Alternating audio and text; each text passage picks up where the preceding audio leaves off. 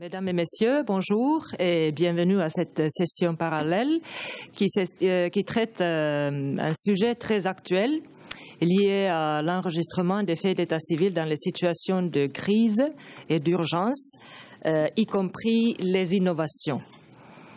Je suis très heureuse de vous voir aussi nombreux parmi nous, pas seulement parce que nous avons d'excellents panélistes, mais aussi parce que cette session va traiter un sujet qui est difficile, qui est complexe et qui, je pense, demande une réflexion de nous tous pour nous permettre d'aller à l'avant avec l'enregistrement des faits d'état civil dans ces situations d'urgence.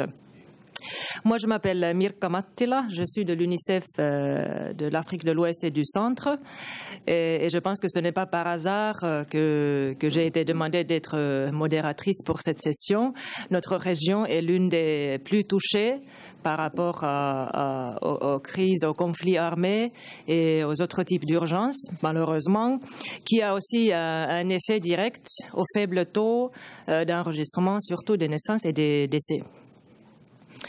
Avant de passer aux présentations des panélistes et leur présentation, je voudrais proposer peut-être deux questions pour nous en tant que groupe pour être réfléchis pendant cette session. Premièrement, je voudrais proposer que nous essayions de réfléchir sur que pouvons-nous retenir en tant que leçon apprise des expériences, du travail sur l'organisation des services et des systèmes d'état civil dans les situations de crise et d'urgence qui puissent nous permettre à mieux gérer les urgences à venir. Ça, c'est la première chose. Et deuxièmement, quels sont les éléments innovateurs qui ont été développés, utilisés ou mis en place pour améliorer l'état civil dans les situations d'urgence. Voilà, donc après les présentations, nous aurons, j'espère, largement du temps pour avoir une discussion entre nous et j'espère une meilleure vue sur ces questions qui puissent nous aider à avoir quelques recommandations à la fin de cette session. Voilà, sans plus tarder, je vais présenter le premier panéliste qui est Monsieur Dimitri Zanga. Il est de la Commission économique des Nations Unies pour l'Afrique, directeur du bureau sous-régional pour l'Afrique de l'Ouest. Et il va nous donc donner la première présentation. Monsieur Zanga, la parole est à vous. Merci beaucoup Mirka et merci à tous les participants. Je n'ai pas la prétention ici d'avoir le monopole de vous parler de l'enregistrement de faits d'état civil dans les situations d'urgence. Ce que je ferai ici, c'est tout simplement vous présenter un cas pratique de comment cela se passe. Et si vous oubliez tout ce que je vais dire au cours de ma présentation, je voudrais que vous reteniez trois choses. La première, je ne sais pas combien d'entre vous connaissent les pays du Sahel, donc j'espère qu'après ma présentation, vous allez avoir une idée de ces pays-là. Deuxièmement, c'est une région qui est en proie à des problèmes d'insécurité, des déplacements des populations, mais qui est aussi une région qui a beaucoup de potentialités. Troisièmement, je donnerai un exemple de comment les pays essaient de se débrouiller pour continuer à enregistrer les faits d'état civil malgré toutes ces situations d'insécurité. Et finalement, je vais faire un plaidoyer pour que ceux qui le peuvent, que ce soit sur le plan technique ou financier, puissent aider ces pays à continuer à faire l'enregistrement des faits d'état civil dans ces situations-là. Voilà un petit peu ce que j'aimerais que vous reteniez de ma présentation et que vous puissiez apporter votre contribution à ces questions qui seront posées. Donc, très rapidement, je voudrais... je ne sais pas si ça peut avancer à partir d'ici. OK, là-bas. OK. Et il n'avance pas. L'autre. OK. Voilà. Donc, je voudrais d'abord vous dire quelle est la définition du Sahel. Il y a plusieurs définitions du Sahel. C'est une région, en fait, qui est entre l'Afrique subtropicale et le Sahara au nord. Dans la définition des Nations Unies, nous parlons de 10 pays suivants. Le Burkina Faso, le Cameroun, la Gambie, la Guinée, le Mali, la Mauritanie, le Niger, le Nigeria, le Sénégal et le Tchad. Il s'agit d'une région qui est importante. Pourquoi? Pour deux raisons. Pour plusieurs raisons, mais je vous donne les deux suivantes. 1. 315 millions d'individus qui représentent à peu près un quart de la population africaine et 4% de la population mondiale. S'il se passe quelque chose là, ça devait nous interpeller. Deuxièmement, c'est aussi un poids économique. C'est à peu près 24% du PIB de l'Afrique qui est dans cette région-là. Maintenant, si on regarde cette région, elle est de plus en plus sujette à des problèmes d'insécurité. Premièrement, pour ceux qui suivent l'actualité, c'est dans cette région que se trouve ce qu'on appelle le lac Tchad. Voilà un lac qui est aujourd'hui, quand je vous parle, à seulement 1/10 de la superficie que ce lac avait il y a 50 ans. Vous imaginez les pêcheurs, les agriculteurs, les éleveurs qui vivaient de l'écosystème qu'il y a autour de ce lac-là, qui s'agglutinent autour de 1/10 de ce que cette surface était il y a 50 ans. Et ça crée énormément de problèmes. Il y a toujours des problèmes entre éleveurs, agriculteurs et pêcheurs. En plus de ça, depuis 2009, il y a la secte Boko Haram, dont vous avez entendu parler, qui agit dans cette sous-région-là, ajoutant déjà aux problèmes qui étaient d'ordre de changement climatique. La crise malienne en 2011, où presque tout le territoire du Mali a été occupé par des djihadistes. Et on n'en est pas encore sorti jusqu'à présent.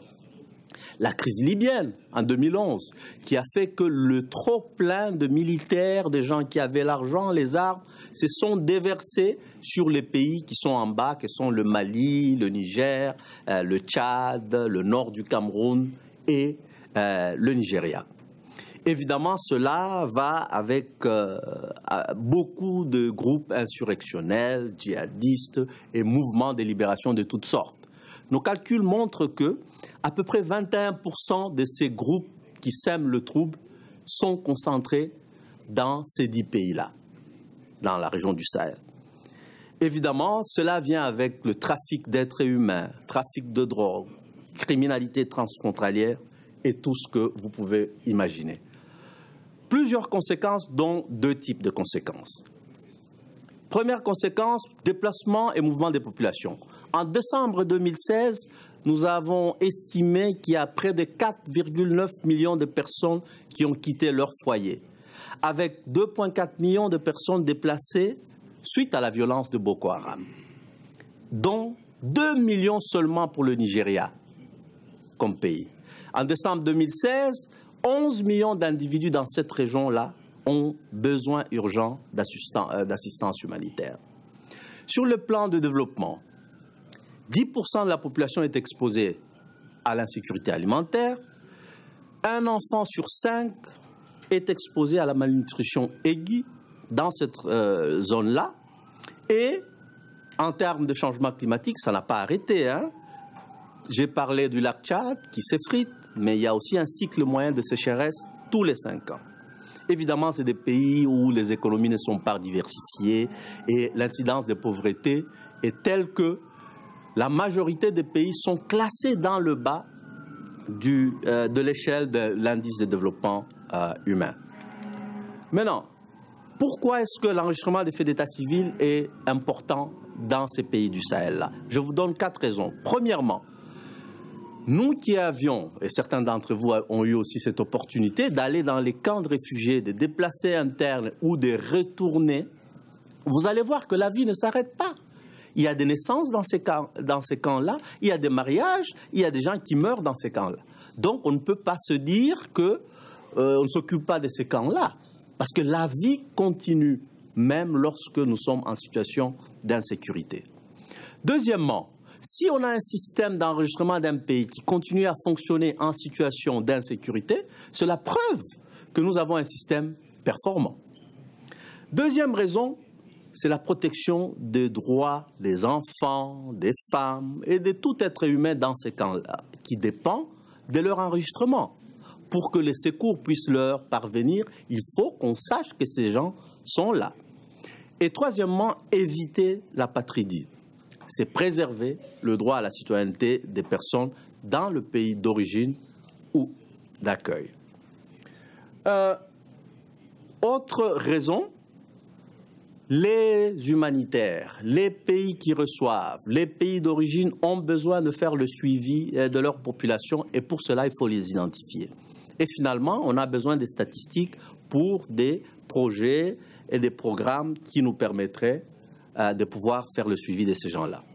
Quel est l'état du système d'état civil dans le Sahel? Les pays du Sahel sont ceux qui sont en jaune. Et vous verrez que quand c'est rouge, c'est des taux d'enregistrement qui sont inférieurs à 50. Donc en moyenne, l'enregistrement des naissances dans ces pays-là est aux alentours de 43,7%, ce qui est faible. Et ici, on a fait juste un petit calcul en comparant ce qui se passe dans les pays du Sahel par rapport à la CEDEAO, qui est la Communauté économique des États de l'Afrique de l'Ouest, qui est le groupement de l'Afrique de l'Ouest dans lequel ces pays sont, et par rapport à l'Afrique. Si vous regardez ce qui est en rouge vif, c'est la situation du Sahel. Donc, quelle que soit la variable utilisée ici, performance globale du système, numérisation, cause des décès, vous allez voir qu'en général, les pays du Sahel se classent mal par rapport à la sous-région et par rapport à l'Afrique dans son ensemble. Malgré tout ça, il y a quand même des exemples où il y a des innovations qui ont été faites pour capturer l'effet d'état civil dans ces situations-là. Et le cas que je vous présente ici, c'est celui du Niger. Ils ont décidé d'aller dans les camps des réfugiés pour transformer ces camps en centres de déclaration et puis pour pouvoir les identifier et les authentifier et délivrer les actes dans les centres d'état civil conventionnels. Ce qui a fait qu'en 2017, à peu près 309 000 réfugiés ont été recensés, 1454 actes de naissance émis, 61 actes de mariage et 41 actes de décès. La vie continue dans ces camps-là et on a pu les capturer. Et il y a eu une bonne pratique où le Mali et le Niger se sont mis ensemble pour régler les cas des enfants maliens qui sont nés au Mali mais qui sont venus à cause de ces mouvements des populations-là. Et pour cela, il faut que les deux pays puissent se parler pour nous assurer de voir qu'effectivement un enfant est né au Mali, même si actuellement il se retrouve un déplacé au Niger. Et finalement, le cas de la région de Difa. La région de Difa, c'est aux alentours du fameux lac Tchad, qui est un peu entouré du nord du Nigeria, du Cameroun, du Tchad et du Niger. Il y a à peu près 250 000 réfugiés retournés et déplacés. 61% de cette population-là est sans document d'identité. Aucun document. Ce qui fait que ces gens-là ne sont éligibles ni à la citoyenneté, ni au Niger, ni au Nigeria. Ils deviennent plus ou moins apatrides. Je voudrais peut-être terminer ici par, encore une fois, rappeler le fait que le Sahel est en situation d'urgence récurrente et rien ne démontre que d'ici là, la situation va changer. Deuxièmement, comme on l'a vu, il y a une faible prise en compte des questions d'enregistrement dans ces situations-là. Nous pensons que dans le futur, peut-être que le partenaire devrait faire en sorte que dans le financement des activités humanitaires, des activités de développement, qu'il n'oublie pas de penser à l'enregistrement des faits d'état civil dans ces situations-là. Et finalement, il faut développer des outils et des guides qui permettraient d'enregistrer ces faits dans ces circonstances-là, parce que la vie continue même si on est en situation d'urgence. Je voudrais m'arrêter ici. Merci.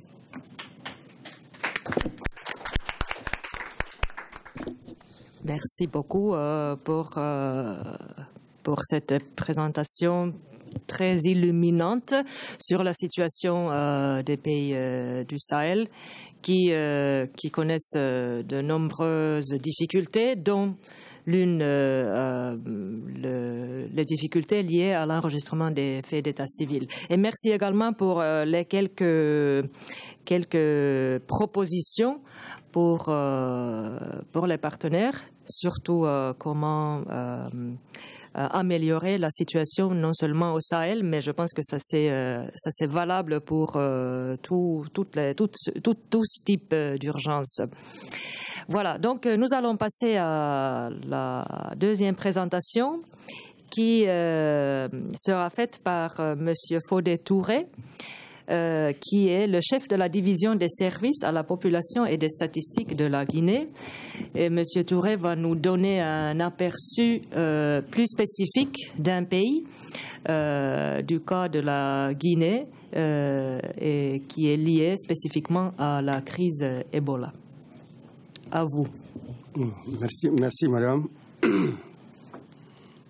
Mesdames, mademoiselles et messieurs, bonjour.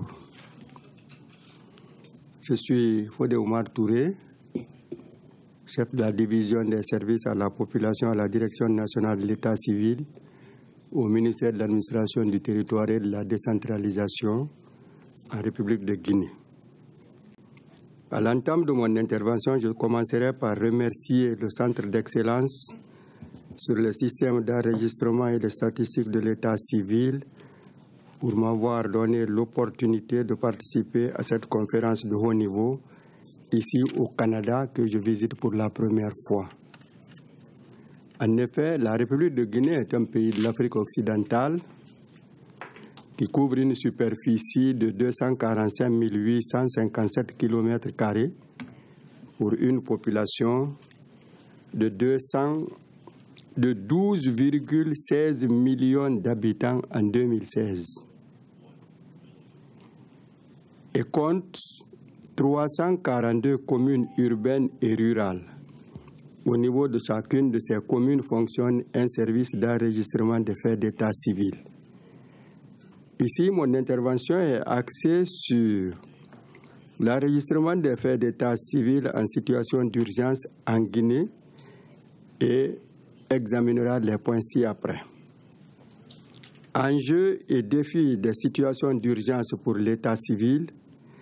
Deuxièmement, les problèmes d'état civil en contexte Ebola en Guinée.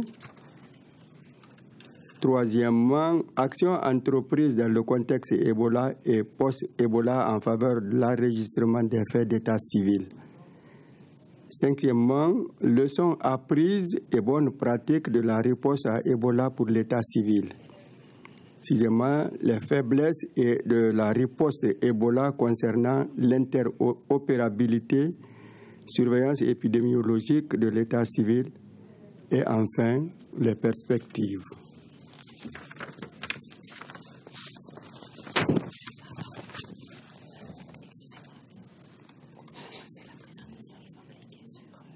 Oui, ok. Voilà, en bas.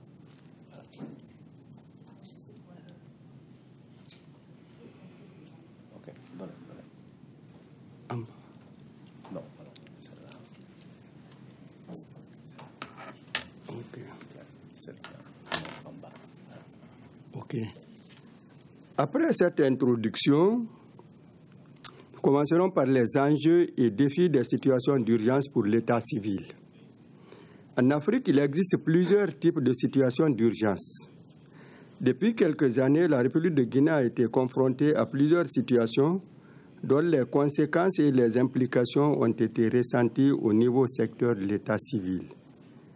Les conflits qui affectent les pays voisins, la Côte d'Ivoire, la Sierra Leone, le Libéria, la Gambie, la Casamance, le Mali, etc. La situation d'urgence concernant la santé publique, telle que l'épidémie de fièvre hémorragique Ebola. Cette situation d'urgence entraîne des atteintes à nombre de droits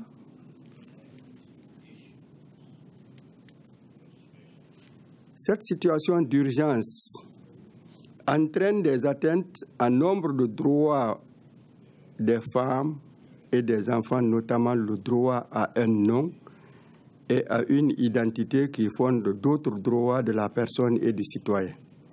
Le risque de perte de carte, de perte d'acte d'état civil, la survenance des événements non enregistrés tels que les naissances, les décès et les mariages, les situations d'urgence comme les conflits armés, les catastrophes naturelles et d'origine humaine et les déplacements massifs des populations qui entraînent le dysfonctionnement des systèmes d'enregistrement des faits d'état civil et, dans des cas extrêmes, leur effondrement total. Les certificats de naissance et de décès finissent par être perdus par des groupes de populations exposées à des situations d'urgence et des archives entières peuvent être détruites pendant ou après la crise. De même, les tensions internes, conflits sociaux, politiques, conflits ethniques, contestations post-électorales peuvent avoir des conséquences pour des systèmes d'état civil.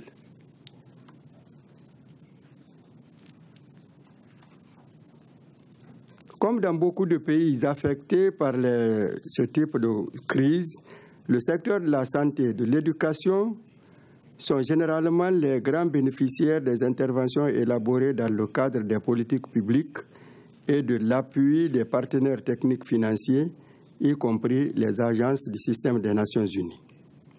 Le secteur de l'état civil est donc le parent pauvre des priorités des interventions. Or, dans le contexte de crise, les décès, les naissances, les mariages continuent souvent de se produire sans qu'on ne s'imagine que la crise s'accentue. Dans certaines communautés, les pratiques socio-culturelles traditionnelles comme les mariages précoces, les naissances hors des formations sanitaires et sans assistance médicale appropriée suivent leur cours normal.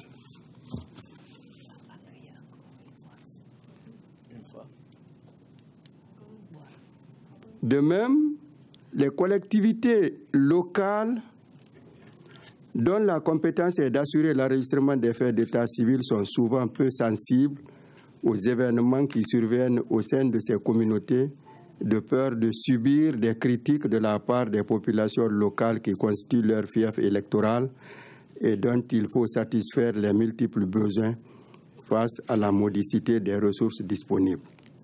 En même temps, les systèmes de statistiques de mortalité sont soit inexistants, soit défaillants et souvent caractérisés par une collecte non coordonnée et fragmentée de données provenant de diverses sources.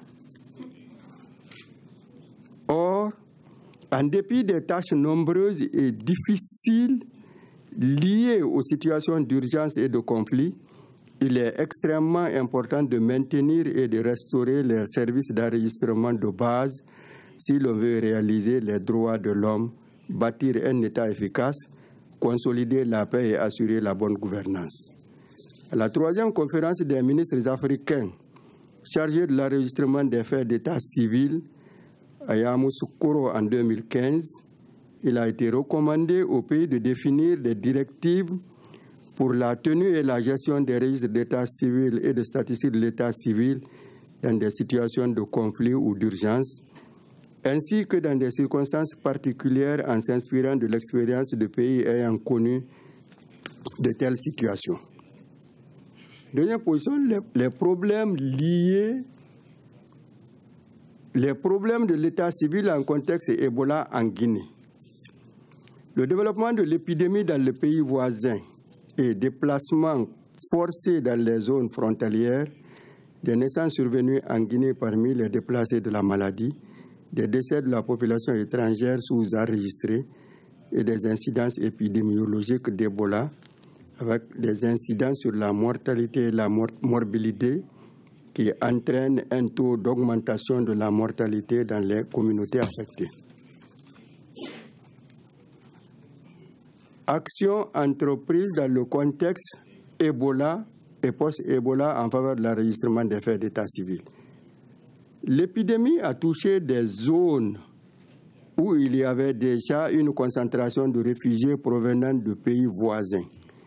L'implication du HCR dans l'enregistrement des naissances dans les camps, la mise à disposition du personnel du HCR des registres d'enregistrement des naissances et l'absence de formation du personnel chargé de l'enregistrement.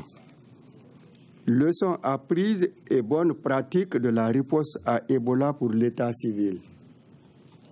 Le développement de systèmes de surveillance épidémiologique plus efficaces basés sur le recrutement des agents de santé communautaires, basés dans les communautés et chargés de recenser et de déclarer tous les cas de décès.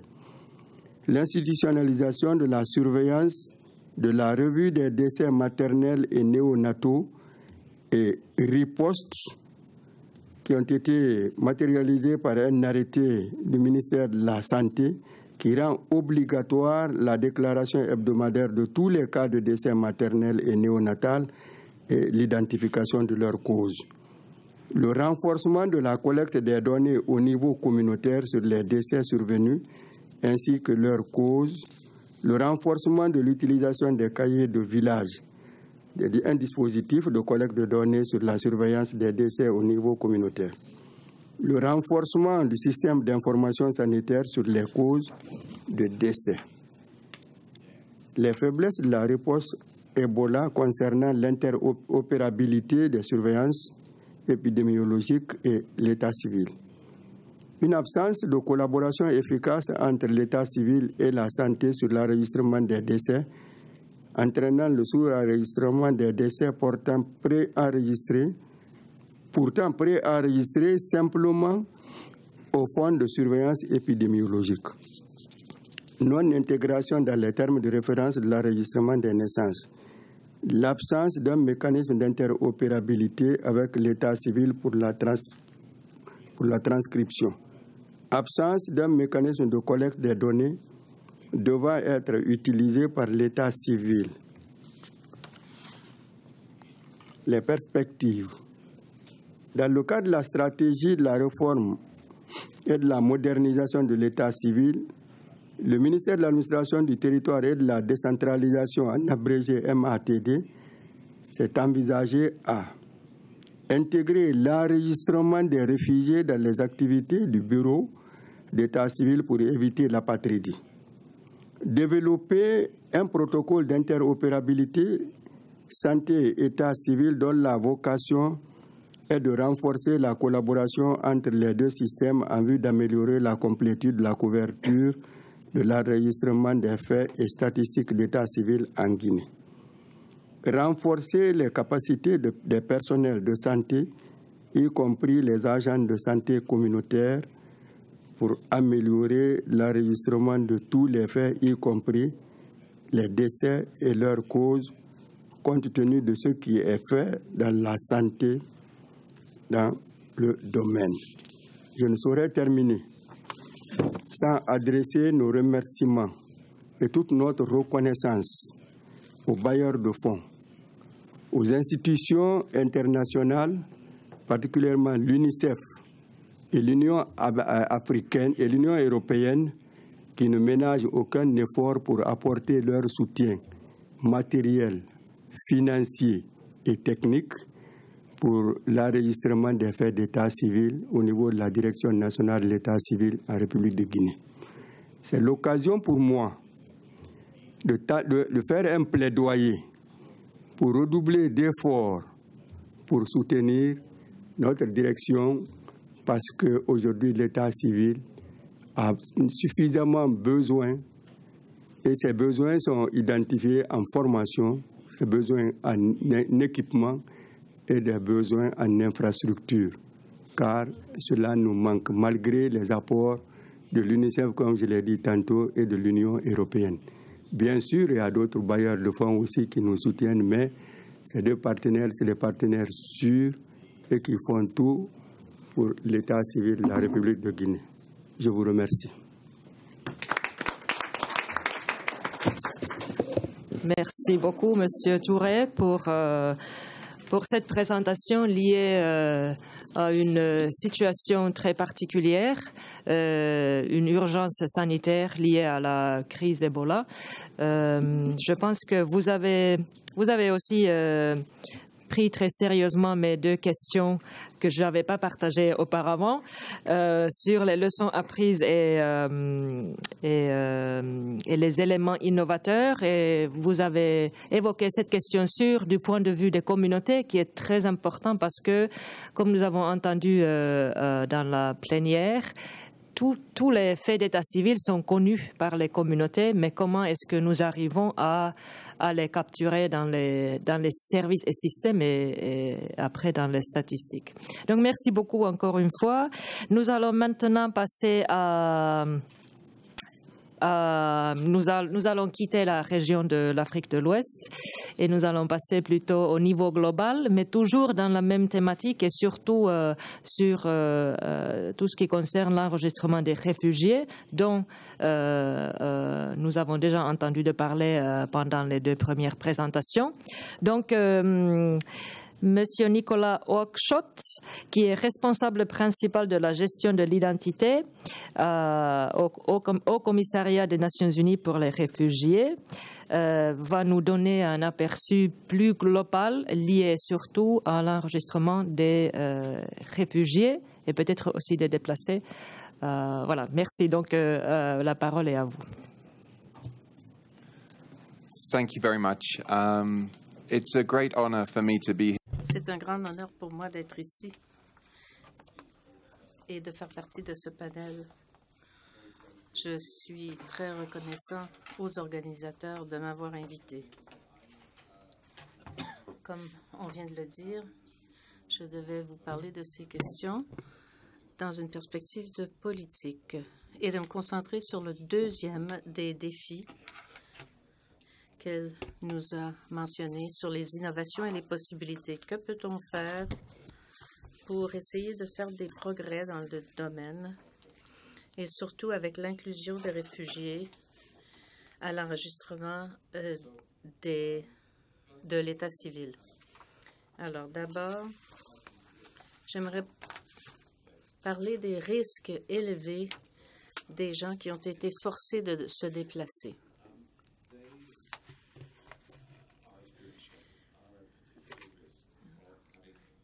Il y a des risques particuliers que ces gens-là aient perdu leurs documents, bien sûr, simplement à cause de leur déplacement forcé.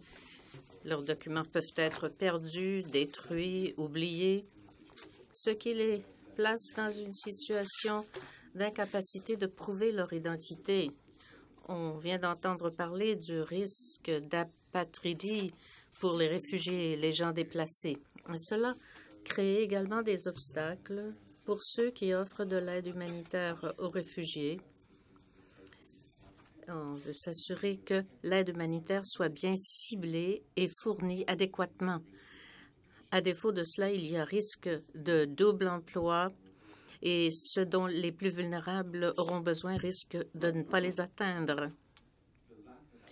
Et l'absence de documentation, le manque de certitude quant à l'identité peut créer des obstacles additionnels à la protection et aux solutions à long terme. Et j'entends par là que quand on ne sait pas si un enfant est avec sa famille ou a été séparé de sa famille, est-ce qu'on peut, nous, prendre des mesures au commissariat veillant à ce qu'il soit vraiment protégé? Et si la personne ne peut prouver de quel pays elle vient, quels obstacles se dresseront devant lui quand il voudra rentrer chez lui?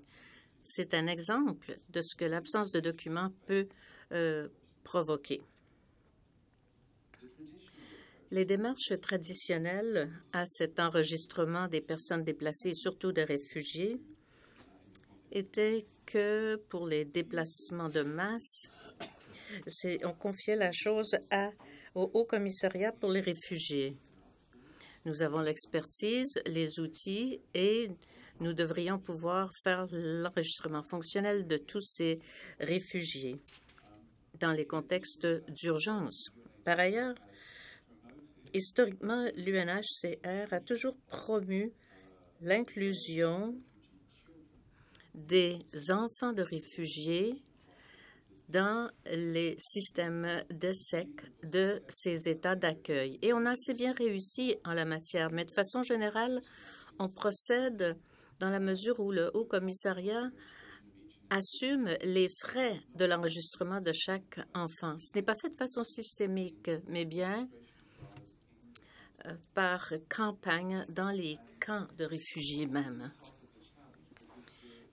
Et voilà le défi. La majorité des réfugiés, pas tous, mais la majorité, sont bien souvent forcés de vivre dans des camps, ce qui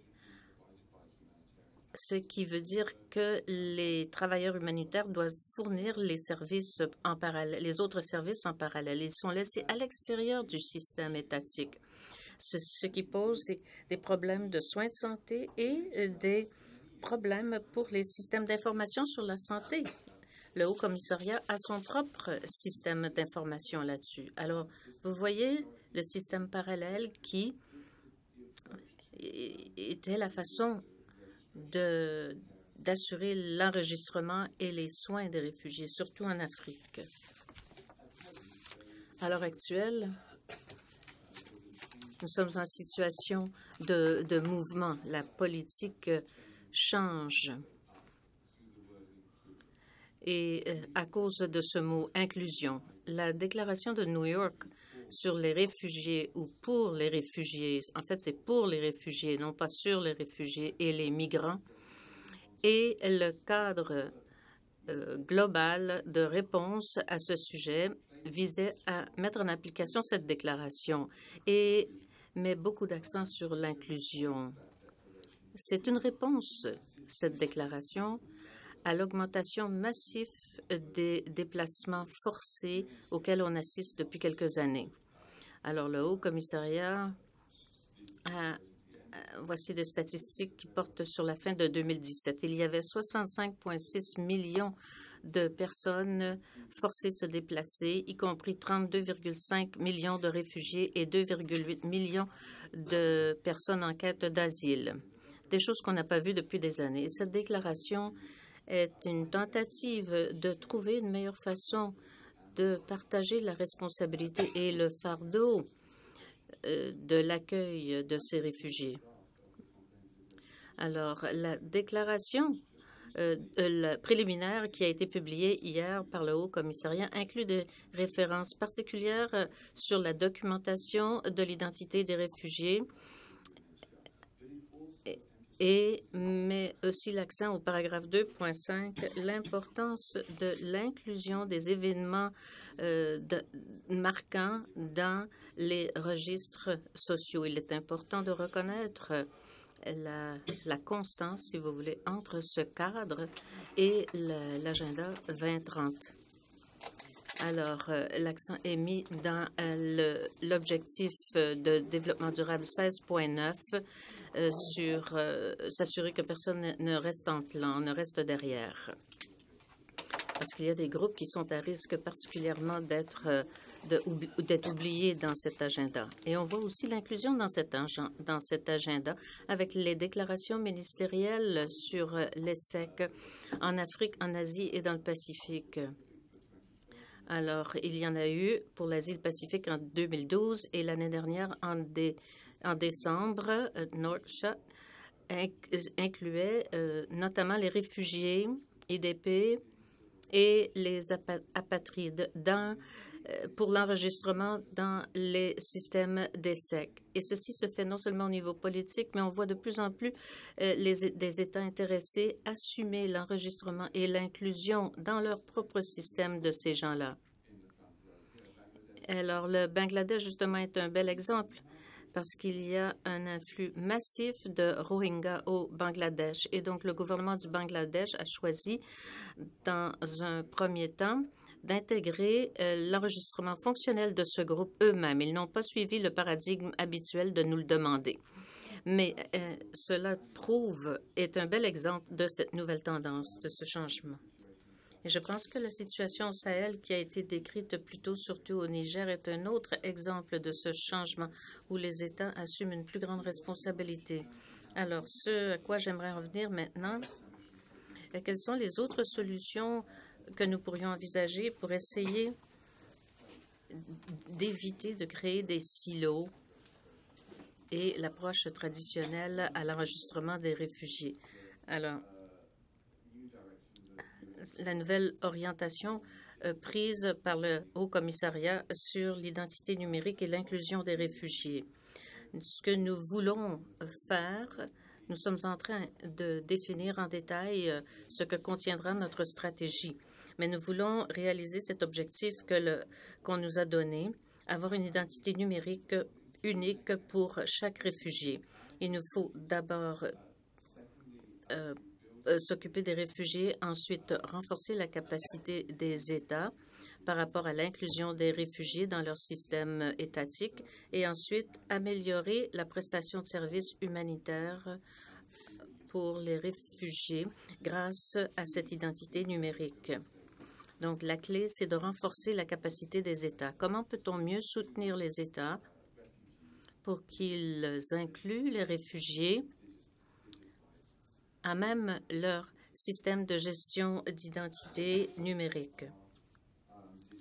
Et au cœur de cette nouvelle identité numérique, nous avons nos propres systèmes.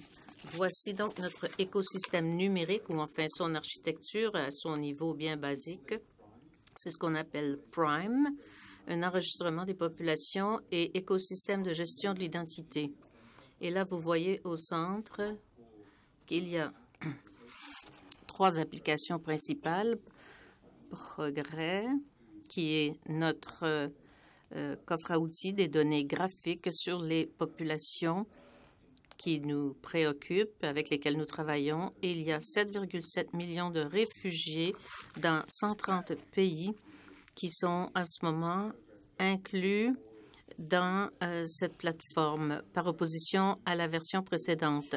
Et nous allons transférer toutes ces données biographiques et autres dans la version la plus à jour, la version 4. Deuxièmement, il y a le système biométrique BIMS qu'on utilise dans plusieurs pays. À l'heure actuelle, il y a un peu moins de 5 millions de réfugiés d'inscrits dans le BIMS ou le RSCOT, le système qu'on utilise dans la région centrale en réponse à la Syrie. Ensuite, nous sommes sur le point d'avoir un outil d'enregistrement rapide qui fonctionne hors ligne pour traiter des situations d'urgence qui requièrent l'enregistrement fonctionnel de réfugiés. Alors, ce sur quoi j'insiste ici, c'est 2 choses au sujet de ce diagramme. D'abord, le lien avec les outils de partenaires UNICEF, Primero, Scope, possibilité d'encourager l'interopérabilité et aussi, regardez en haut du diagramme, on a l'intention aussi d'encourager l'interopérabilité, enfin la mise au point de fonctions d'interopérabilité entre notre système et les systèmes d'enregistrement étatiques.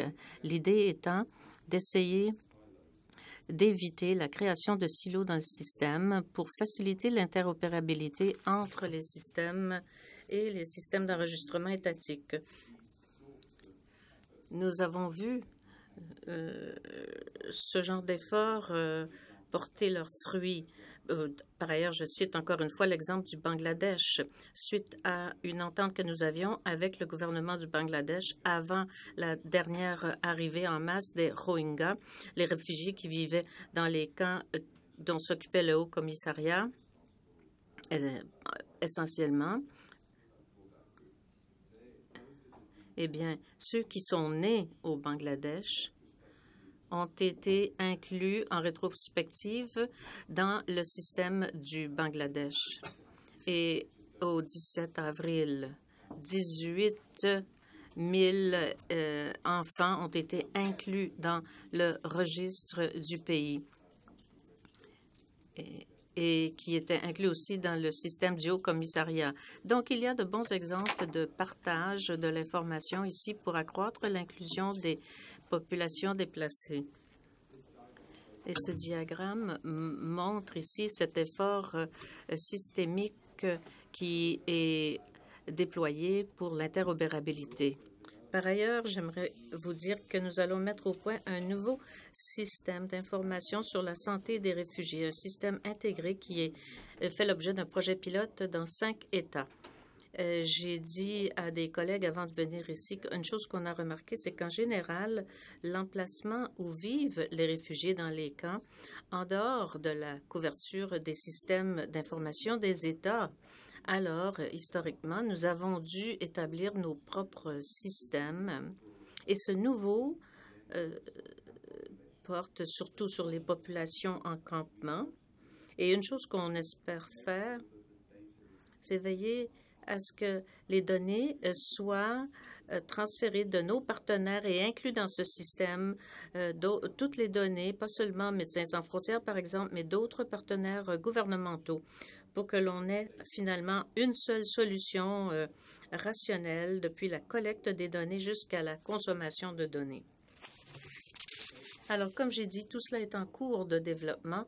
Je ne suis pas au courant de tous les derniers détails, mais là encore, je pense qu'il y a une belle occasion de mettre fin à ces silos. Une autre possibilité aussi de haut niveau, c'est que le Haut Commissariat se joindra au centre de données sur les populations déplacées. Et c'est en cours de développement. Une des choses que ce centre essaiera de faire, c'est donner un meilleur accès aux données internes du Haut Commissariat, de façon qu'il soit bien sûr, qui respecte la vie privée des gens, les renseignements personnels. On ne va pas divulguer des données qui peuvent identifier des gens, mais si on revient à ce diagramme, l'une des choses qu'on espère mettre au point au centre, c'est un portail de données qui permettra d'aller chercher des données pour les partager de façon appropriée avec d'autres systèmes. Et ainsi, on espère qu'avec ce centre de données sur les déplacements forcés, nous pourrons rendre disponibles ces données, pas seulement pour la Banque mondiale, mais aussi pour des universitaires, des chercheurs, qui pourront ainsi poursuivre leurs recherches là-dessus. Et enfin, la troisième solution que j'aimerais vous présenter, c'est la numérisation des systèmes d'ESSEC eux-mêmes. Donc, permettre au système d'ESSEC à un niveau systémique, grâce à la numérisation, pourrait aider à régler ce problème sous-jacent des réfugiés qui vivent dans des régions difficiles à joindre, qui sont en dehors de la portée des systèmes d'ESSEC. Un autre point qui est aussi important, et je le vois de plus en plus depuis que je me suis installée au quartier général récemment, c'est que la politique, le cadre de politique que j'ai décrit plus tôt au sujet de la séparation des silos, de l'exclusion, se reflète également au niveau juridique aussi. Donc, les réfugiés peuvent parfois être, et je l'ai vu dans un cas récemment, peuvent être spécifiquement exclus du cadre juridique pour l'enregistrement de l'état civil dans certains pays. L'enregistrement civil, par exemple, de l'état civil pour des mariages ou des décès est confié à d'autres et non pas au système étatique. Et l'une des choses que l'on voit, c'est que la numérisation des systèmes d'essai consiste à encourager les États à repenser et à revoir des lois devenues désuètes et présente une belle occasion de combler le vide et assure l'universalité partout. C'est grâce à la numérisation. Alors, en résumé, si vous me le permettez, le paysage politique qui change met désormais plus l'accent sur l'inclusion des réfugiés dans les systèmes étatiques et la numérisation et les nouvelles initiatives permettent de combler des vides importants et de relever des défis pour que soient inclus les réfugiés dans les systèmes d'ESSEC à l'avenir. Alors, j'ai bien hâte à la discussion et de répondre à vos questions que vous pouvez avoir. Merci de votre attention. Thank you very much, Nicolas, for this. Merci beaucoup, Nicolas, pour cette présentation hautement intéressante sur le contexte mondial et sur le rôle du Haut Commissariat pour les réfugiés et pour tout ce que vous faites pour inclure ces réfugiés. Et maintenant, nous allons passer à la dernière présentation qui portera sur l'enregistrement des réfugiés dans le contexte de la crise syrienne. Et cette présentation sera donnée par Marwan Khawaja, qui est le chef de la section des statistiques démographiques et sociales de la CESAO aux Nations Unies pour l'Asie centrale, occidentale, pardon. Mes notes sont en français. Alors, à vous, Marwan. Merci. Je tiens à remercier le Centre d'excellence du CRDI de m'avoir invité à faire partie de cette importante conférence. Ce que je voulais faire, c'est partager avec vous de l'information sur un petit projet sur l'ESSEC qui est mené en Jordanie notamment. Et ce projet a lieu maintenant, un projet d'enregistrement des décès. Et ce projet a été mis de l'avant par un ancien ami à moi, M. Silva.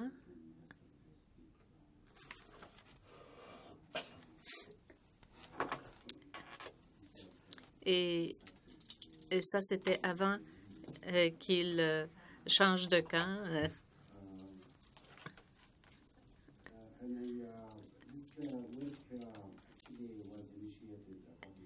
Ceci remonte à il y a quelques années. On a eu une commande de la Fondation des Nations Unies pour faire ce travail, mais malheureusement, nous n'avons jamais eu le financement à cause de problèmes entre la Fondation onusienne et les autres participants. C'est bien malheureux, mais enfin, la présentation de Nicolas était une bonne introduction pour moi, pour vous parler de l'importance de l'enregistrement des réfugiés dans les pays hôtes de façon générale. Alors, je ne vais pas répéter. Je dirai simplement quelques points sur le contexte. Et, bon, les réfugiés sont en Jordanie et au Liban. Et je décrirai aussi ce qu'on entend faire avec notre projet. Alors, en 2014, dans la région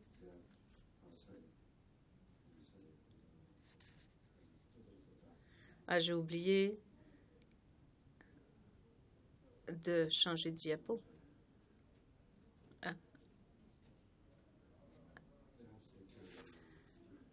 On peut peut-être sauter ça. Alors, comme vous le savez, d'après les nouvelles, on vit dans une région où il y a plusieurs conflits, des crises graves, Syrie, Yémen, Libye, Tunisie et d'autres encore. Et d'après les données, c'est la plus grande, on y trouve le plus grand nombre de réfugiés dans le monde. Le Liban, par exemple, qui est l'un des pays sur lesquels nous allons nous concentrer, accueille un grand nombre de réfugiés. On estime qu'une personne sur 3 au Liban est un réfugié, et ce, à cause de la crise syrienne, de la guerre en Syrie. À cause de cette guerre, on estime qu'environ 6 millions de personnes sont déplacées et quelques 5 000 réfugiés sont dans les pays voisins, la Jordanie, le Liban et la Turquie, entre autres. Ce projet se déroule dans 2 contextes bien différents. D'abord, le Liban, avec environ 1,4 million de réfugiés syriens. 1 million sont enregistrés au Haut-Commissariat des Nations Unies Et le gouvernement du Liban a demandé à l'UNHCR de cesser d'enregistrer les naissances et les événements vitaux de réfugiés syriens. Il n'y a pas de politique dans les camps au Liban. Les réfugiés syriens vivent dans des établissements informels et certains au sein de communautés libanaises. Nous n'avons pas de bonnes données, de bons recensements au Liban en tant que tel. Non. Le dernier recensement a eu lieu en 1932. Alors qu'en Jordanie, la situation est bien différente. Nous avons à peu près le même nombre de réfugiés. D'après le recensement de 2015, il y en aurait 1,4 million de réfugiés syriens en Jordanie et moins de la moitié, 630 000, sont enregistrés auprès de l'UNHCR. 30% de ces personnes vivent dans des camps et la grande majorité vit dans des communautés urbaines et rurales et ils sont intégrés à la population jordanienne. Alors donc, la situation est bien différente là-bas, dans les deux pays. Nous n'avons pas beaucoup de données probantes sur l'enregistrement de l'état civil des réfugiés au Liban et en Syrie. Ce que nous avons, c'est des données de l'UNHCR, bien sûr, et le Conseil norvégien des réfugiés a fait des enquêtes d'après des échantillons de quotas et les résultats sont assez intéressants. En fait, ce conseil s'est concentré davantage sur l'aspect juridique de l'enregistrement, mais cela nous a donné des statistiques sur l'enregistrement des réfugiés au Liban. Désolé. On estime que pour un meilleur enregistrement des gens qui sont nés au Liban, à peu près 17% des naissances sont enregistrées par le gouvernement. Donc, la majorité des naissances ne sont pas enregistrées. Quant aux réfugiés, en Syrie, plus de 90% sont enregistrés. Ce sont là des données importantes qui vous font comprendre l'ampleur des problèmes des réfugiés en matière d'enregistrement. Alors, que veut-on faire avec notre projet? Eh bien, essentiellement, dans notre région, on se concentre sur des enjeux méthodologiques plutôt que statistiques. Nous voulions d'abord évaluer les forces et les faiblesses des systèmes d'ESSEC pour les réfugiés syriens dans les deux pays. Et nous voulions promouvoir le partage des connaissances et la coordination entre les autorités nationales et les agences internationales qui travaillent dans le domaine afin d'améliorer la réponse des processus d'enregistrement de l'état civil pour répondre aux besoins des réfugiés. On veut que le Liban puisse produire des statistiques vitales grâce à ces données de l'enregistrement. Le projet se divise en deux parties.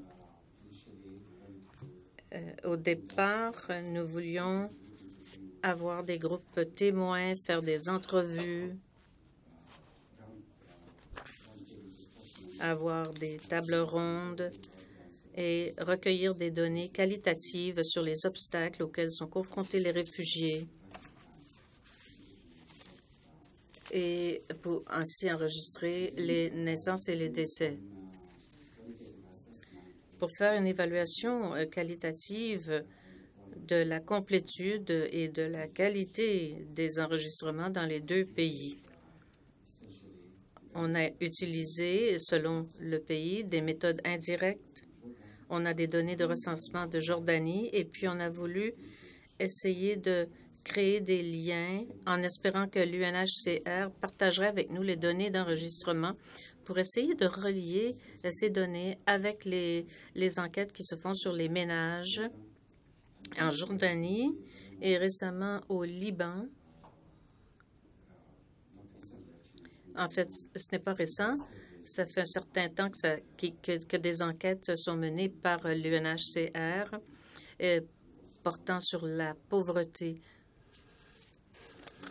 Alors, on a voulu faire des liens avec toutes ces études. Et ce projet a été mené en collaboration avec l'UNHCR, l'OMS, le Bureau régional et l'UNICEF. Et nous avons d'autres partenaires qui ne sont pas de l'ONU. Je n'ai pas le temps de revoir certaines données avec vous, mais un exemple ici sur l'enquête d'évaluation qui a été faite en 2016 par l'UNHCR. Comme je l'ai dit, 17% seulement des enfants nés au Liban sont enregistrés.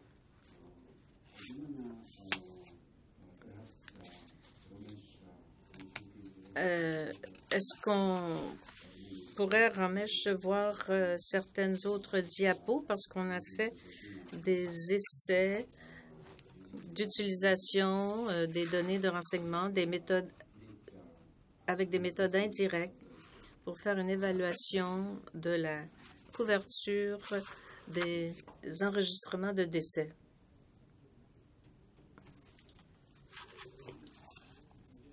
Oui. Oh. Merci, Marwan. Je vais élaborer peut-être sur 4 points en particulier qu'a mentionné Marwan. Le travail fait par le Conseil des réfugiés de Norvège était très clair, a démontré clairement l'interdépendance de l'enregistrement d'événements vitaux pour les réfugiés syriens en Jordanie et au Liban. Donc, pour les mariages, les naissances et les décès, le processus n'est pas au point. Par exemple, pour enregistrer une naissance, si un enfant dans les 2 pays, enfin, les parents doivent fournir aux autorités un certificat de mariage. Et je pense qu'un collègue à l'UNHCR a bien dit que la documentation est souvent perdue quand on traverse des frontières internationales dans les situations d'urgence. C'est un gros problème. Donc, ceci compte pour beaucoup.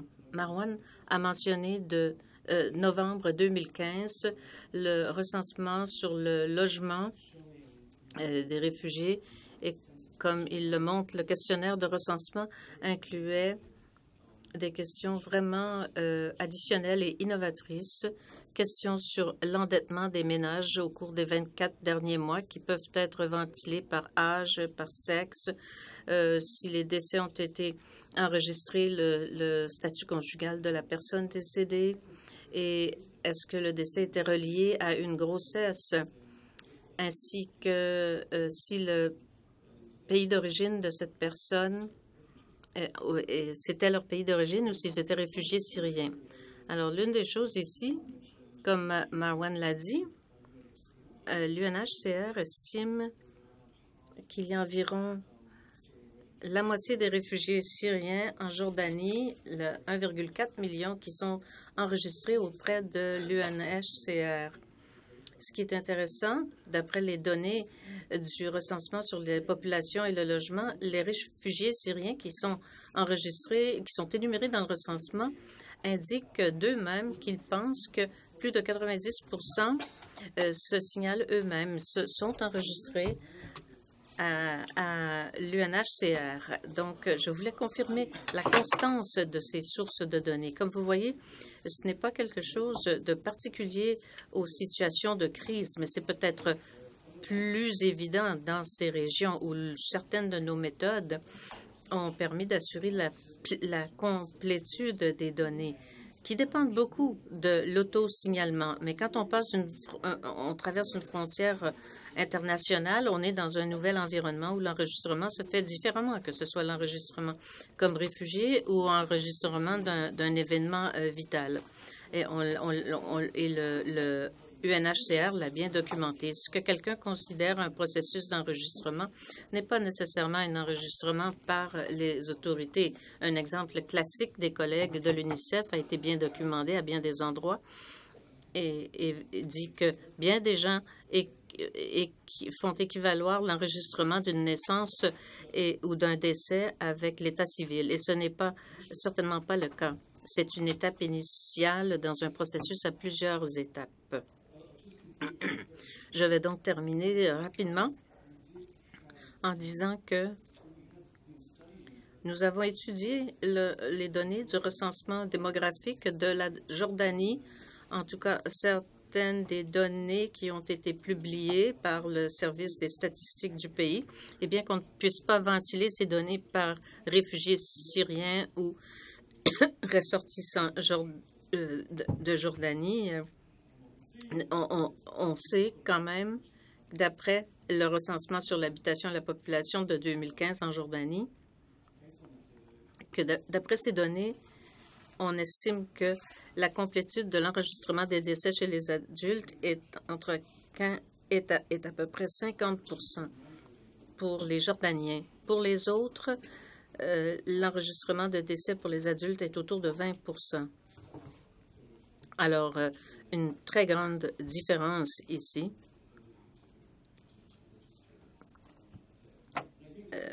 Et cela nous amène à une question bien logique sur les incitatifs à l'enregistrement. On sait qu'il y en a pour les naissances et c'est peut-être un autre domaine ici où il y a encore plus de dissuasif dans les situations d'urgence, surtout quand une famille dépend lourdement de l'aide de l'UNHCR ou du Programme alimentaire mondial. Donc, vous voulez enregistrer un décès avec l'autorité locale, mais cela risque de changer l'aide humanitaire à court terme. Mais je pense qu'il y aurait lieu d'évaluer les répercussions à long terme de tout cela.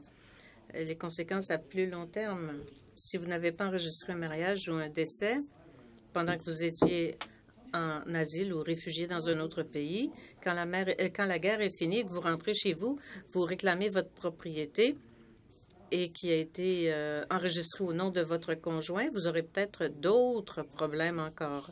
Alors, une chose que j'aimerais que les panélistes et l'auditoire abordent un peu, ce sont les incitatifs et dissuasifs à moyen et à long terme. Et que peut-on faire comme milieu international pour améliorer les systèmes d'essai dans des circonstances très difficiles? Can I just conclude? Est-ce que je peux poser une question? Merci beaucoup.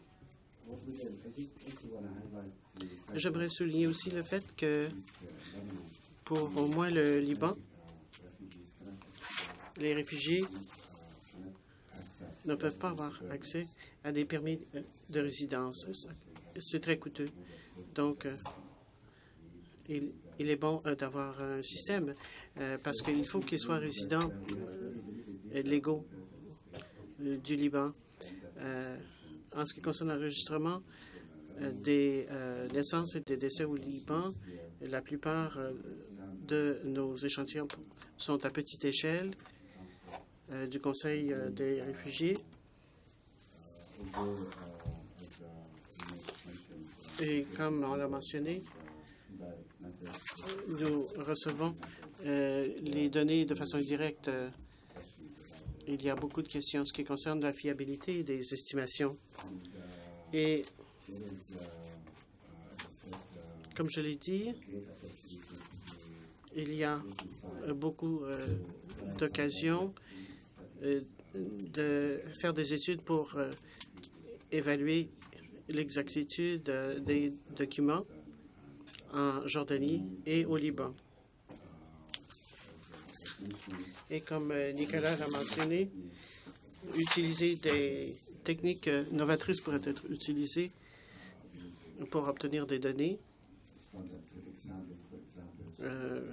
par exemple par un échantillonnage auprès de populations difficiles à joindre.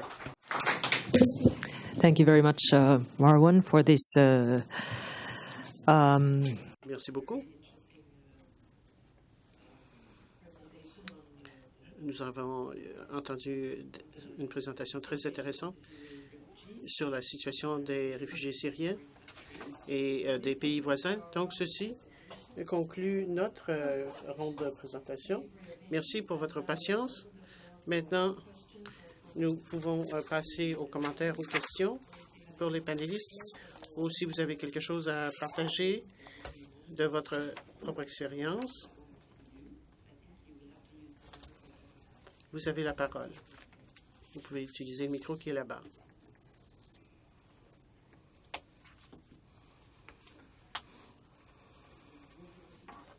Mon nom, c'est Carlos Ramirez.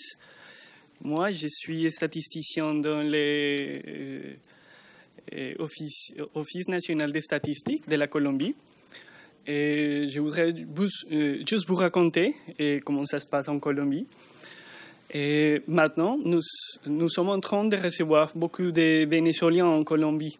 Et nous ne sommes pas un pays que normalement nous recevons beaucoup des immigrants.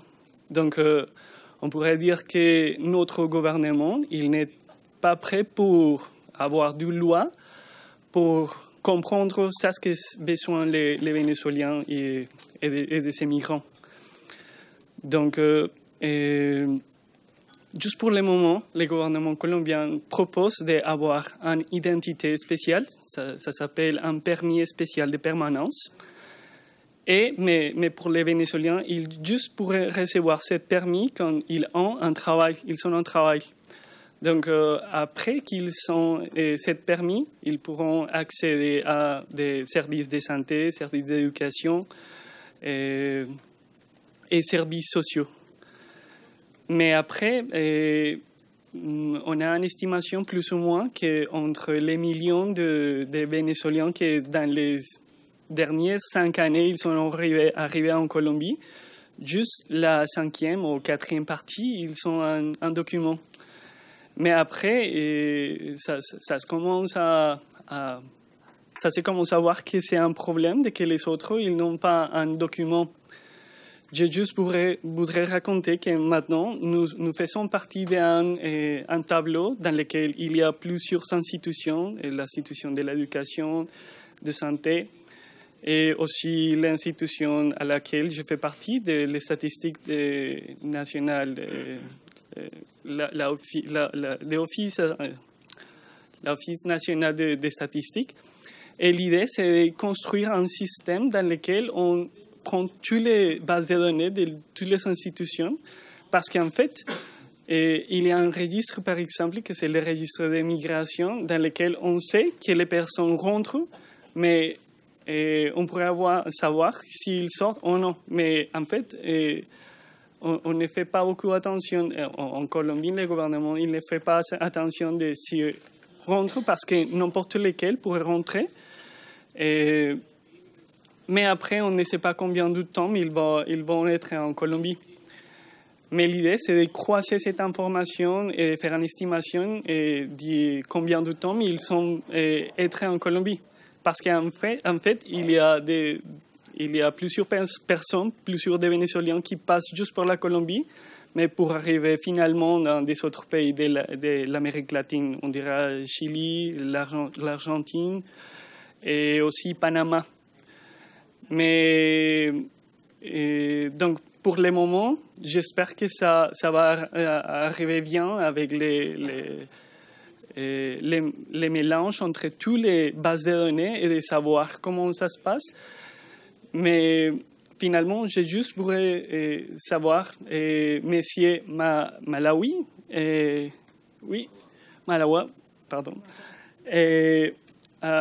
a dit que vous avez utilisé des méthodes indirectes pour savoir, pour faire une estimation de combien de personnes ils sont et quelles sont les caractéristiques sociodémographiques. Oui.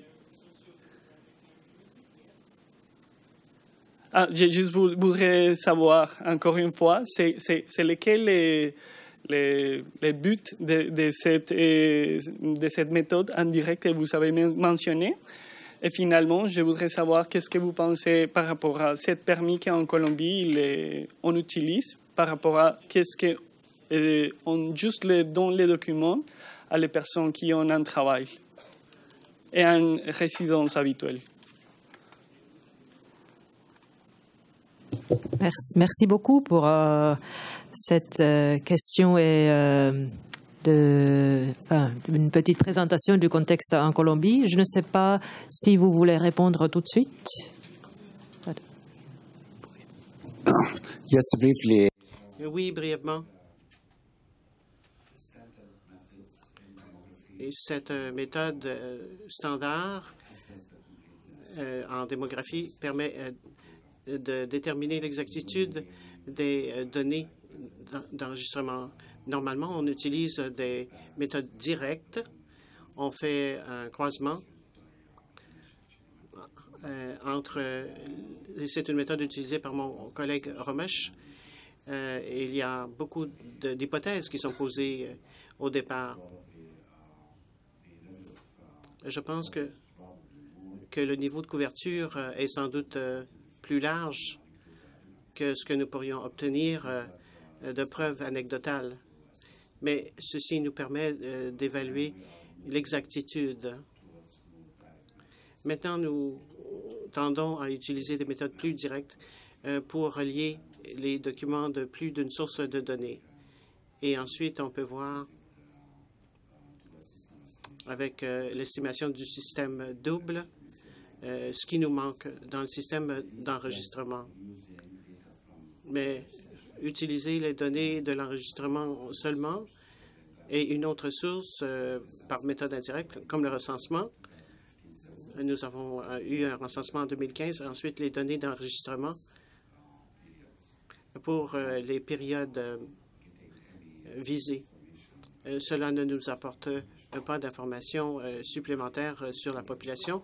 On utilise tout simplement les chiffres de deux sources pour ceux qui sont enregistrés. Et donc, il y a aussi des méthodes démographiques indirectes qui sont utilisées. Donc, l'analyse de régression. Est-ce que ça répond à votre question? Prochaine question. Deborah Jackson, UNICEF. I wanted to ask, we've been doing some work in several countries, including South Sudan. And in South Sudan, because they only just got their law about a month ago, but for the last few years, we've been doing birth notification forms through the health system.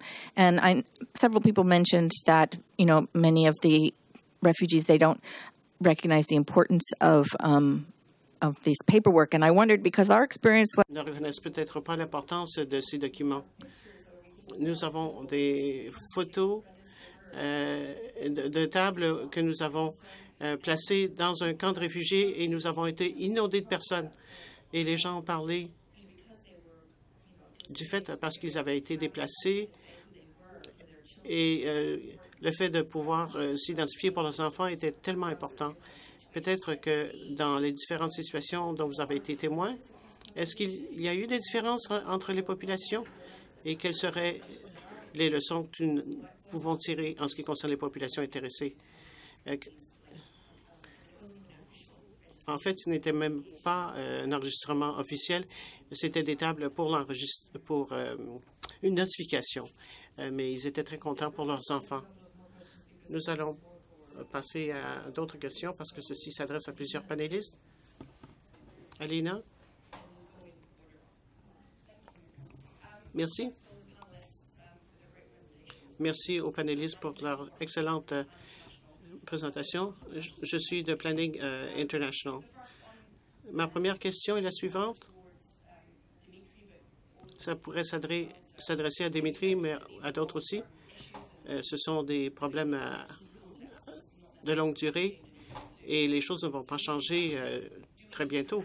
Alors, est-ce qu'on songe peut-être à établir des lignes directrices pour ce faire ou est-ce qu'on devrait peut-être envisager des changements fondamentaux en ce qui concerne l'enregistrement et la prestation des services, en reconnaissant que le fait de vivre dans un contexte urgent est difficile à aborder. Merci beaucoup, Annick. Je suis très heureuse de voir un plan du Haut Commissariat des réfugiés de l'ONU. On sait que ceci prendra un certain temps. Si on est d'accord avec l'intégration par le gouvernement, est-ce que vous allez le faire à petite échelle au début, sur une courte période, ou est-ce que il faut vraiment commencer à bien comprendre ces plans pour démontrer la valeur de ces initiatives à court terme? Dernière question à Marwan. Une question, une opinion, et Nick voudra peut-être répondre aussi. Je pense que les retours en Syrie vont commencer dans un proche avenir. Qu'est-ce que nous allons faire pour la documentation? Est-ce qu'il y a quelqu'un qui se penche sur la question à l'heure actuelle? Parce qu'ils auront besoin de documents d'enregistrement alors qu'ils en avaient avant le conflit. Est-ce qu'il y a quelqu'un qui y a songé? Est-ce qu'il y a peut-être d'autres solutions? Merci beaucoup. Prochaine question. Merci beaucoup aux conférenciers.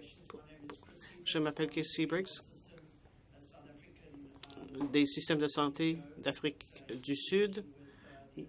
Nous travaillons avec des organisations intergouvernementales pour le développement, des systèmes d'immunisation pour des populations itinérantes. Et je pose ma question au commissariat des réfugiés. En ce qui concerne les systèmes que vous avez présentés et les données qui sont associées à ce système, une fois que les données sont stockées, est-ce que vous les stockez à l'agence de l'ONU ou est-ce que c'est dans différents pays? Est-ce que les organisations qui travaillent avec vous pour ces données d'identification vous ont guidé? Est-ce que vous avez des conseils à nous donner, ceux qui font face à des enjeux similaires? J'invite donc les panélistes à répondre à ces questions avant de passer à la prochaine ronde. Nick, vous avez reçu pas mal de questions. Merci. Je ne veux pas monopoliser la discussion. Je vais y répondre dans l'ordre inverse. En ce qui concerne les données, je ne peux pas vous dire quel est le plan et où les données seraient stockées. Je ne sais pas. Il y a un projet pilote dans 5 pays. Je ne sais pas si ce sera détenu dans des systèmes nationaux ou à l'ONU. Je présume que l'enregistrement d'urgence qui se fait, c'est nuagique. On a décidé d'utiliser un nuage pour le stockage des données. En ce qui concerne la version 3 et la version 4, les données de la version 3 étaient détenues par les pays.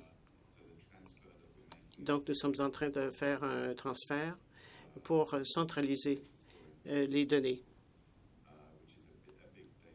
ce qui est une grande transition de données, parce que ça a toujours été centralisé par le passé. Pour ce qui est de nos politiques et notre cadre, nous avons une politique de protection des données qui décrit comment nous traitons les données, mais nous n'avons pas de ligne directrice précise que je sache. Je vais quand même vérifier en ce qui concerne le transfert de données à travers les frontières, parce que nous vivons dans un contexte mondial à l'ONU. Un des changements que nous avons vus, c'est que les États disent de plus en plus que leurs données, en ce qui concerne leur population, doivent être conservées dans des serveurs sur leur territoire. Et avec la configuration de nos systèmes, c'est un défi. C'est difficile, je n'en dirai pas plus. Maintenant, en ce qui concerne le retour des Syriens, ce n'est pas quelque chose que nous avons promu. On en a parlé l'autre jour et j'ai parlé à des collègues. Et oui, bien sûr, nous réfléchissons à ces choses-là pour l'instant. En ce qui concerne l'identité numérisée, oui, nous songeons à avoir 3 projets pilotes. À ce stade, nous ne savons pas si cela inclut la source d'interruption dont j'ai parlé. Nous songeons à développer des capacités pour l'interopérabilité des différents systèmes, comme votre propre système de SEC et les nôtres. En ce qui concerne la notification des naissances, nous avons conclu ou constaté la même chose. Les personnes déplacées veulent une documentation. Ils veulent pouvoir montrer qui ils sont et de préférence qu'ils ont le droit d'être sur le territoire où ils sont et qu'ils puissent avoir accès à des services. La difficulté, c'est que bien souvent, le type de documentation est mal compris. Ce n'est pas un certificat de naissance et il est entendu que la naissance de l'enfant est inclue dans le registre de l'État civil. Lorsque les naissances sont enregistrées, il faut amorcer le processus d'enregistrement. C'est tout simplement une façon de mettre à jour nos documents fonctionnels. Ça ne veut pas dire que leur naissance sera dans le registre de l'État civil de l'État hôte. Alors, c'est le genre de choses qu'il faut résoudre. Pour ce qui est de l'entité légale, on ne peut pas aller plus loin au commissariat. On ne peut pas forcer les États à le faire eux-mêmes. Merci, Nicolas. Il y avait au moins une question pour Dimitri.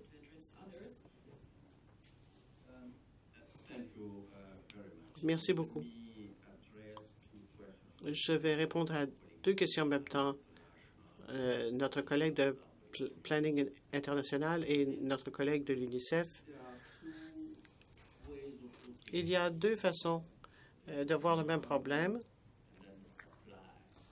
Il y a l'offre et il y a la demande. Les gens sont très heureux lorsque on leur offre ceci. Ils veulent être reconnus s'ils sont déplacés et on veut savoir où ils sont. Mais je pense que dans le cas des réfugiés et les personnes qui sont déplacées, même à l'intérieur d'un pays, le problème, c'est du côté de l'offre. Et j'aime beaucoup l'intervention de mon collègue du Haut-Commissariat ici. Les États membres de l'Afrique où nous avons commencé à accélérer l'amélioration de l'enregistrement de l'État civil, vous allez voir que dans une situation d'urgence, le gouvernement laisse le Haut-Commissariat ou Planning International résoudre le problème. Et ils sont quand même membres de l'ONU et ces pays sont censés enregistrer tous ceux qui se trouvent sur leur territoire. On craint que si on délivre un certificat de naissance, qu'à l'avenir, la personne pourra réclamer la citoyenneté et ainsi de suite. Nous l'avons vu à la conférence des ministres que nous avons organisée. Nous leur avons expliqué que ce n'est pas vraiment le cas. Ça protège en fait ce pays lorsqu'on enregistre quelqu'un sur son territoire en reliant la personne à son pays natal. La personne ne peut pas réclamer la citoyenneté de l'autre pays. Donc, ils ont fini par comprendre que c'est la responsabilité du gouvernement d'enregistrer quel que soit l'événement qui a eu lieu sur son territoire. Donc, il faut jouer sur les 2 plans. Il n'y a pas de problème au niveau de la demande. Le problème est au niveau de l'offre. Nous avons constaté que dans différentes régions, qu'il y a des réfugiés qui sont arrivés il y a 40 ans. Ils étaient tout petits. Ils sont arrivés lorsqu'il y a eu des troubles au Tchad. Ensuite, ils sont allés au Niger. Maintenant que le Tchad est un peu plus en sécurité que la région de Difa, ces gens-là veulent réintégrer leur pays. Mais le gouvernement a dit qu'ils veulent revenir, mais qui sont-ils? Est-ce qu'ils sont du Niger ou du Tchad? Donc, ils ont besoin des documents pour le prouver. Donc, que ce soit un certificat de naissance ou quoi que ce soit, mais le Niger n'aura rien donné, le Tchad non plus. Donc, ils sont entre deux eaux. Et je pense que ce sont là les problèmes auxquels nous faisons face. Merci. Merci beaucoup. Il nous reste à peu près 7 minutes. Alors, nous avons du temps pour peut-être 3 autres questions. Alors, il y en a un monsieur là-bas et ici.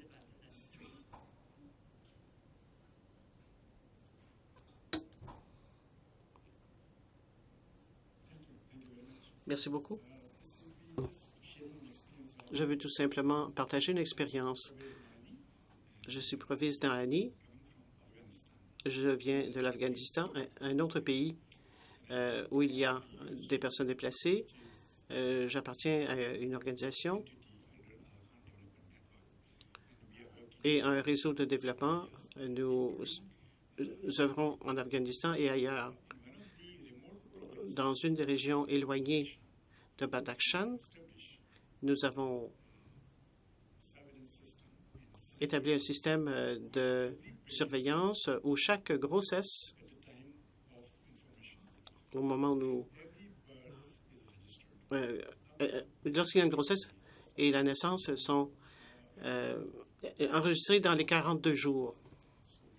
Il n'y a pas de paix dans nos régions, donc il est difficile de rendre visite à ces femmes enceintes.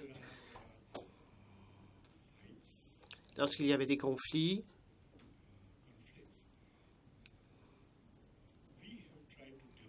nous avons essayé d'établir des relations avec différentes parties qui sont peut-être en conflit les unes avec les autres. Et nous leur avons dit que nous n'avons aucun motif politique. Nous voulons tout simplement enregistrer ces événements et nous avons dit que c'était utile pour la population. Alors, je voulais tout simplement le partager avec vous. Normalement, on parle d'innovation et de choses similaires. C'est peut-être une façon dont nous pouvons travailler, même dans ces régions qui présentent des difficultés. 2 autres choses. Et il n'y a pas seulement l'enregistrement des naissances et des décès qui comptent. Et ensuite, nous allons faire avoir l'enregistrement des autopsies des décès pour que nous sachions quelles sont les causes du décès. Nous sommes encore au stade du projet pilote, mais nous avons l'intention d'aller en Afghanistan pour établir un système d'enregistrement en Afghanistan. Et bien sûr, nous cherchons du soutien. Ce projet est appuyé par Global Fund Canada. Mais nous espérons que nous allons pouvoir poursuivre cette initiative et faire le lien avec le système international qui est au stade préliminaire. Alors, merci beaucoup. Merci beaucoup d'avoir partagé votre expérience de l'Afghanistan. Prochaine question ou commentaire? 2 questions. D'abord, en ce qui concerne les situations de conflit et urgentes, est-ce que le point de vue est axé sur le SEC ou la situation d'urgence? Si vous regardez la personne qui fait face à une situation d'urgence, quels sont ses besoins, des aliments, des vêtements, la sécurité, des fonds, protection du trafic, contre la violence aussi? Peut-être qu'il faudrait avoir une approche axée sur l'humain. Est-ce que nous enregistrons les bonnes données? Parce que différentes agences collectent différentes données, différents types de données. Donc, pour bien réagir, je pense que les agences doivent collaborer et partager leurs données. Est-ce que nous le faisons sous cet angle ou sous l'angle de la base de données de l'ESSEC? Parce que nous avons des données bien précises que nous recueillons et dans bien des cas, ça ne peut pas nous aider dans des situations d'urgence. Parce qu'il faut quand même voir si on satisfait les besoins de l'ESSEC seulement. Ma deuxième question est que nous avons vu l'utilisation de pièces d'identité électronique de plus en plus. Parce qu'on veut identifier un particulier. Donc, est-ce qu'on utilise la biométrie? Est-ce qu'il y a des risques à utiliser ces techniques biométriques? Merci. Dernière question de Romesh. Merci beaucoup. Je voulais reprendre un point qui a été soulevé par Nicolas et aussi par Dimitri il y a quelques moments.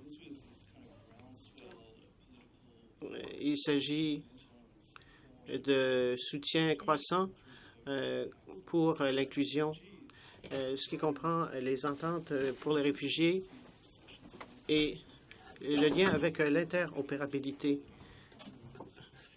Je pense que c'est quelque chose qui est très important pour la technologie, les données numérisées. Vous avez donné une bonne réponse en ce qui concerne le gouvernement du Bangladesh.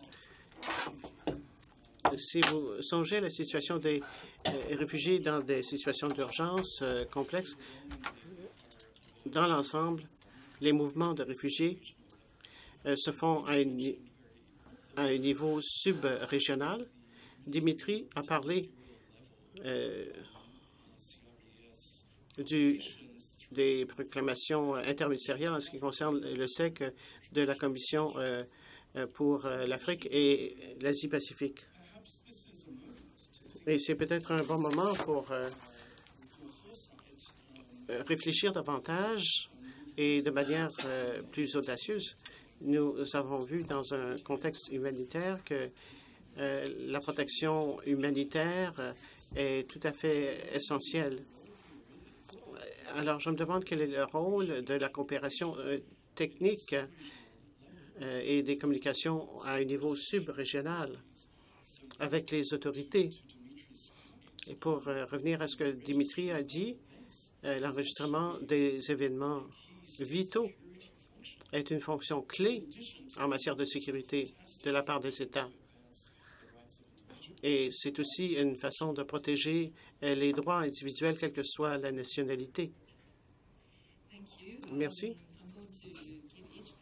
Chaque panéliste aura 1 minute pour répondre et partager leurs conclusions. Est-ce que nous pouvons commencer par vous, Merwin? Merci beaucoup.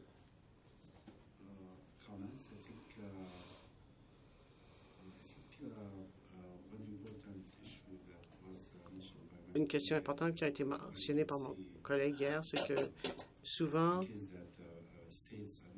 les États ne sont pas enthousiastes pour l'enregistrement de l'état civil pour la population résidente. Selon les recommandations des Nations unies, chaque État est tenu de le faire, en fait, pour toutes les personnes qui résident dans leur État.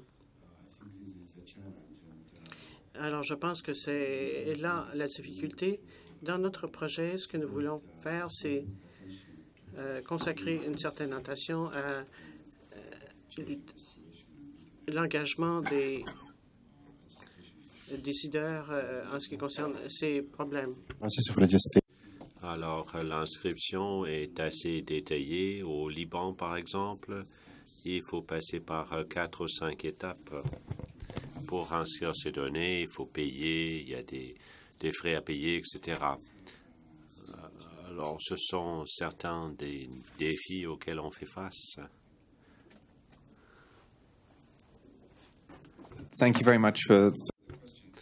Merci d'avoir posé vos questions. Je sais que vous avez toujours de bonnes questions, mais pour ce que la question sur la biométrie, c'est une question fort importante.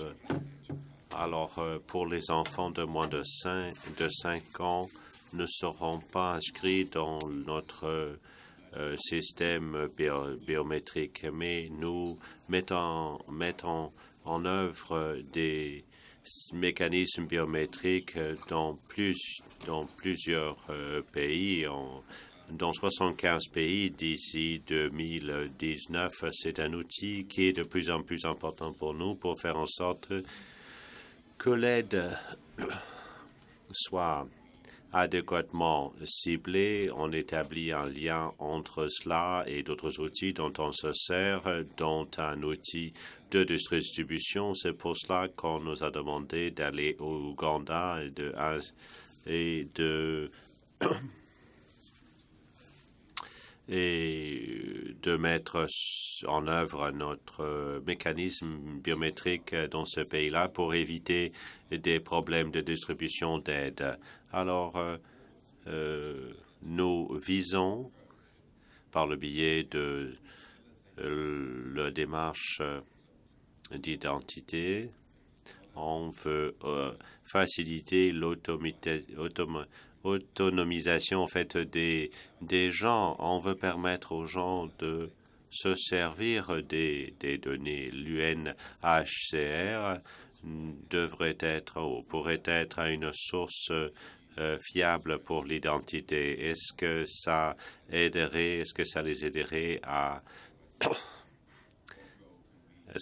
aiderait et quel est le rôle qu'on peut jouer? Alors, maintenant, pour ce qui est de votre question sur la priorisation, notre démarche, comme vous avez vu dans notre guide en cas d'urgence, l'inscription de réfugiés quand la population est stable, c'est ça la première priorité pour faire en sorte que l'aide peut être distribuée. L'inscription des données sur l'état civil n'est pas une priorité dans le contexte du Bangladesh. C'est seulement maintenant qu'on commence à s'en occuper. D'après notre expérience, l'inscription des réfugiés est prioritaire. Il faut le faire de façon efficace. Il faut regrouper les foyers, les familles, etc. Un des défis dont on parle dans le contexte du Bangladesh, c'est de savoir comment les ensembles de données qui existent peuvent être reliés pour faire en sorte que tous les partenaires puissent s'en servir de façon appropriée afin de bien protéger la population locale et assurer donc la dispense de services. Et moi, je pense que l'ONU doit faire plus et on doit travailler également avec les gouvernements comme le vôtre au niveau national. Je m'arrêtais là. Bon, en ce qui concerne la République de Guinée, les personnes qui ont des besoins en état d'urgence sont généralement recensées par les aides humanitaires. Et le pays en soi contribue à travers le gouvernement à leur apporter de la nourriture, du logement et veiller sur leur état de santé. Cela, c'est de l'humanisme parce que ces gens viennent souvent des pays voisins en situation de guerre ou de maladie, par exemple Ebola qui est survenu dans notre pays en 2014-2015. Cela a favorisé l'intervention de beaucoup des institutions et du gouvernement et des personnes de bonne volonté. Je vous remercie.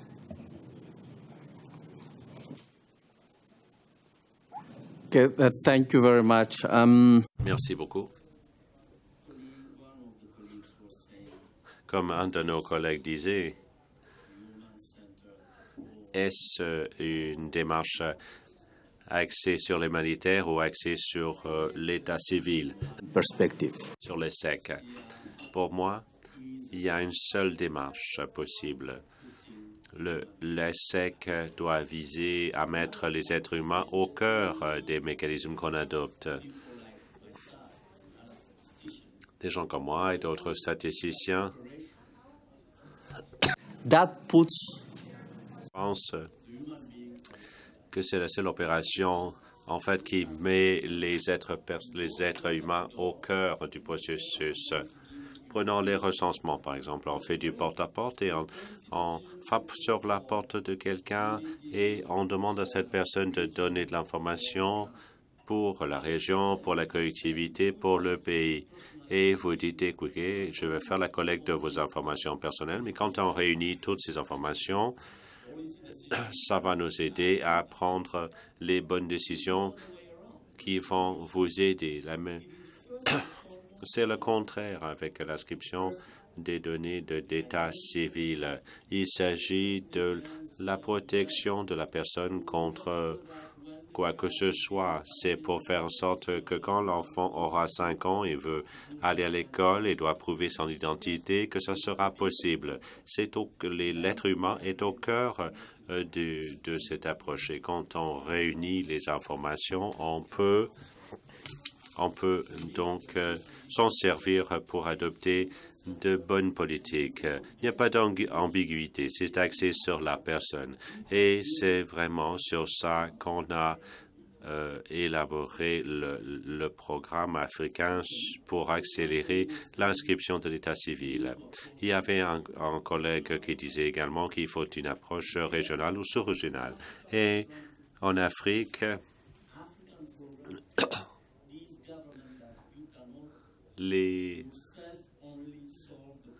les gouvernements commencent à comprendre qu'ils ne peuvent pas agir en vase clos. Il faut se tenir compte du fait qu'il y a des pays avoisinants. Si vous n'inscrivez pas vos propres populations, dans 25 ans, s'il y a un problème, une crise, on ne va pas pouvoir les identifier. Donc, il faut une approche régionale. Merci, Dimitri. J'aimerais juste conclure en vous disant ce qui suit. On nous a parlé, on nous a présenté beaucoup d'enseignements retenus, mais l'innovation est donc le thème de la conférence et de cet atelier. J'ai pris note de 3 choses et tout cela découle des présentations, des expériences du public. Tout d'abord, il faut mobiliser les collectivités, les communautés, si on veut améliorer l'inscription de l'état civil. Eux, ils disposent de l'information. Ensuite, mettre à contribution les services sanitaires pour rejoindre les populations les plus vulnérables. Et troisièmement, il faut rendre les services mobiles pour les populations mobiles. Ce sont les éléments que j'ai glanés de cette discussion. Cette discussion va continuer. Ce n'est qu'un atelier. On est là pendant 2 jours encore. Merci aux panélistes, merci au public, aux participants. Maintenant, nous allons déjeuner. C'est le meilleur moment de la journée, peut-être.